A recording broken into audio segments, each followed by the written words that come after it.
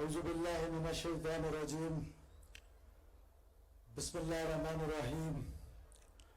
Honorable Governor of Balochistan, Honorable Commander 12th Corps,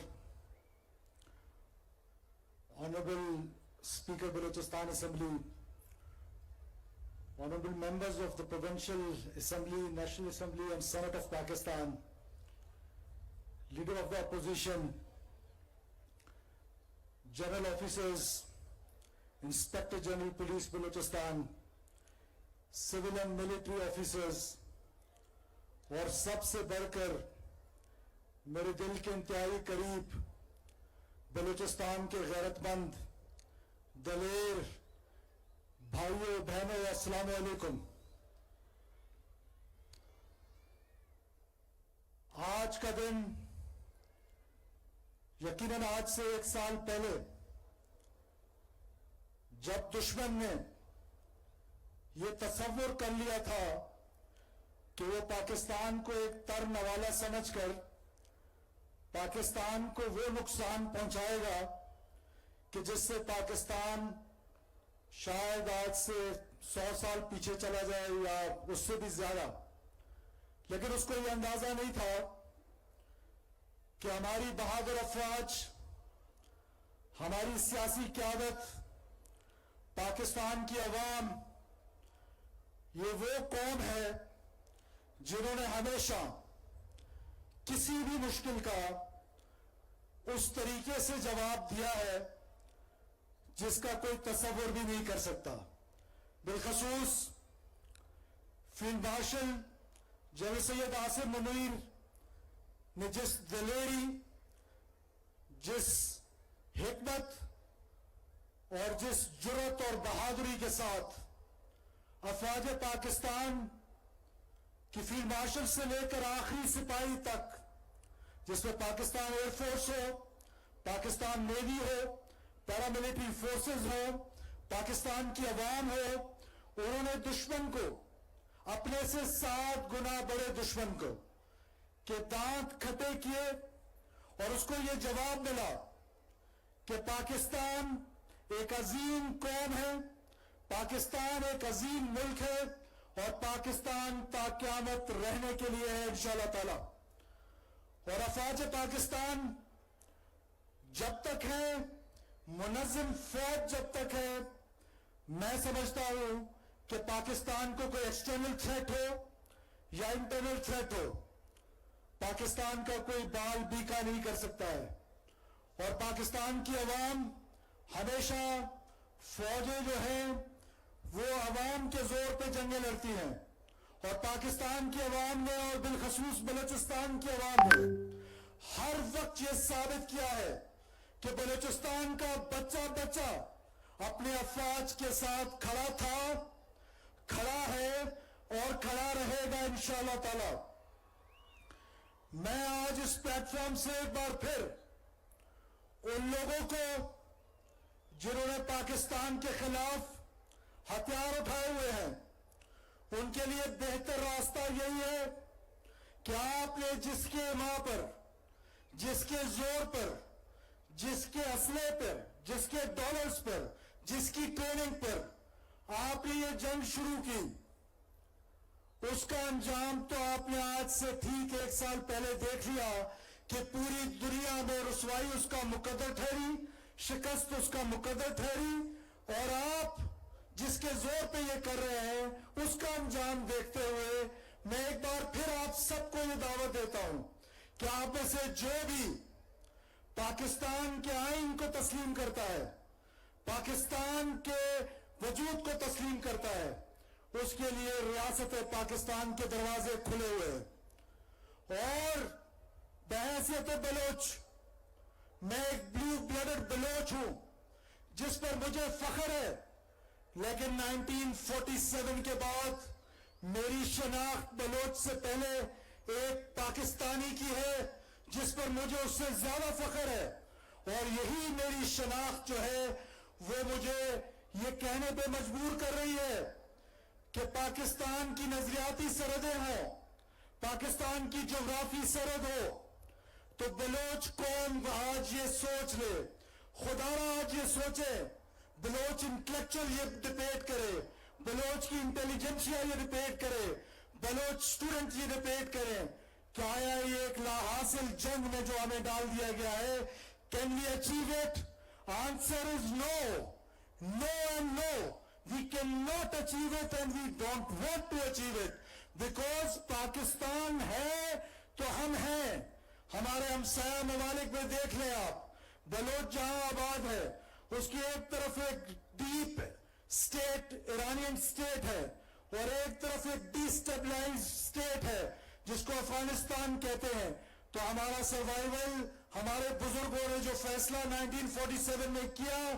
ہمیں اس پر فخر ہے. ہم پاکستان کے ساتھ جینا مرنا بلوچ اقوام کا ہے. بلوچ آج سوچ لے جو ترک آئیڈیا, جہاں سے کرد آئیڈیا سے لیا گئی تھی یہ جنگ, ان کا کیا حال ہوا ترک میں, وہ ہمارے سامنے ہے. تو سوائے کشت و خون کے, سوائے اس دہشت کے کچھ حاصل نہیں ہونے والا ہے. آپ کی حکومت نے آپ کے لیے آکسفورڈ کے, ہارورڈ کے دروازے کھولے ہیں. آج آپ کی حکومت افواج پاکستان کے ساتھ مل کے بلوچستان کے کونے کونے آؤٹ ریچ کر رہی ہے, آپ تک پہنچ رہی ہے. آپ کے جو حقوق ہے وہ ہمیشہ پاکستان کی پارلیمنٹ نے آپ کو دیے ہیں, ہمیشہ پاکستان کی حکومتوں نے آپ کو دیے. وائلنس جو ہے وہ صرف سوسائٹی میں تباہی پھیلاتا ہے, وہ صرف سوسائٹی میں جو ہے وہ انارکی پھیلاتا ہے. وائلنس سے کچھ نہیں حاصل ہونے والا ہے. اس پاکستان کا کوئی کچھ نہیں بگاڑ سکتا ہے. تو لہٰذا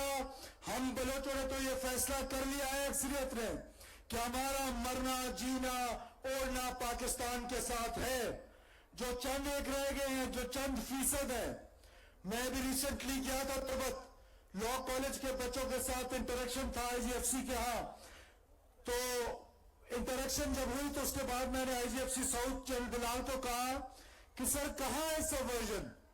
یہ تو سب ایک فالس پروپیگنڈا ہے ریاست کے خلاف. فالس پروپیگنڈا کے ذریعے ریاست کو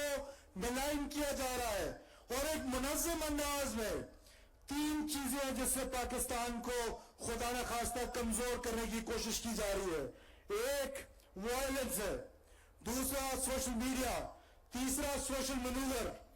اور آپ کی حکومت کو, آپ کی افواج کو بہت اچھی طریقے سے پتا ہے کہ ان تینوں کو ٹیکل کیسے کرنا ہے. ہماری پوری کیپیسٹی ہے, ہماری پوری کیپیبلٹی ہے, لیکن ہم اس رتھلیس نہیں ہونا چاہتے ہیں. بیکاز ہمارے درمیان اور دہشت گردوں کے درمیان ایک واضح فرق ہے.